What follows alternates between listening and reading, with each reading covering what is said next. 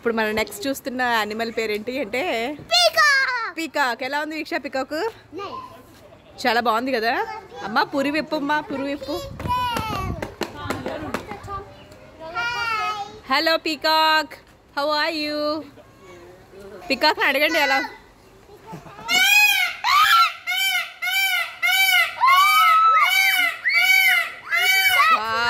చూసారా పికాక్ అరిస్తే ఎప్పుడు నేను వెళ్ళలేదు, ఇప్పుడు చూసారా అబ్బా ఎంత బాగుందో.